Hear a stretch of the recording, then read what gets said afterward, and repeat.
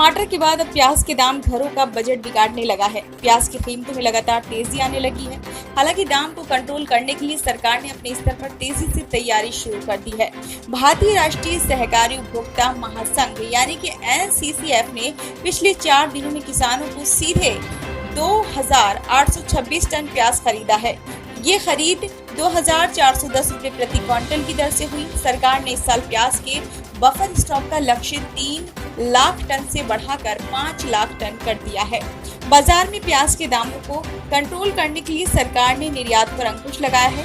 किसान घबराहट और जल्दबाजी में बिक्री नहीं करें, इसलिए सरकार ने 2 सहकारी समितियों NCCF और NAFED को किसानों से सीधे 1 लाख टन प्याज खरीदने का आदेश दिया है। दोनों सहकारी समितियां सरकार के बफर स्टॉक को थोक और खुदरा बाजार में बेच रही हैं। प्याज के दाम इस समय दिल्ली और अन्य शहरों में गुणवत्ता के आधार पर 60 रुपए प्रति किलोग्राम तक चल रहे हैं।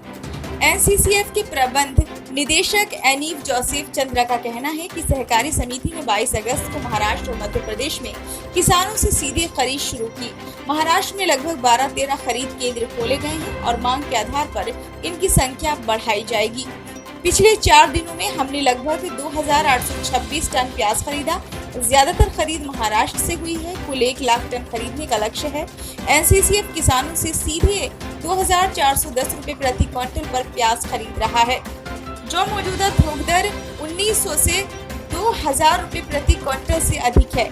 बाजार के जानकारों का कहना है कि अगले कुछ महीनों में 5 राज्यों में विधानसभा चुनाव और लोकसभा चुनाव होने वाला है। ऐसे में सरकार किसी भी हाल में ये नहीं चाहेगी कि विपक्ष प्याज की बढ़ती हुई कीमत को मुद्दा बनाए, इसलिए सरकार हर हाल में कीमत कंट्रोल करने में लगी है। इसी के मद्देनजर सरकार ने प्याज के लिए बफर स्टॉक का लक्ष्य 3 लाख टन से बढ़ाकर 5 लाख टन कर दिया है। घरेलू बाजार में प्याज की कीमतों को नियंत्रित रखने और आपूर्ति सुनिश्चित करने के लिए निर्यात पर पूर्ण पाबंदियां लगा दी गई हैं। निर्यात रोके जाने से किसानों की मेहनत बर्बाद न हो, इसके लिए सरकार बड़े पैमाने पर प्याज खरीद रही है। NCCF को किसानों से 1 लाख टन प्याज खरीदने के लिए कहा गया है।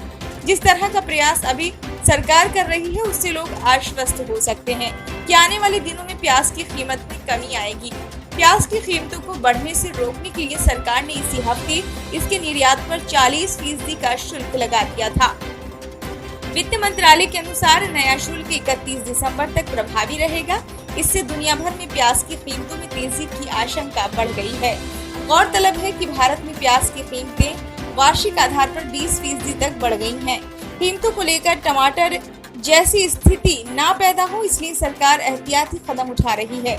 इसी बीच जुलाई में भारत की खुदरा महंगाई दर एक बार फिर RBI के संतोषजनक दायरे 6% से बाहर निकलकर 7.44% पर पहुंच गई है। ब्यूरो रिपोर्ट, नई दिल्ली।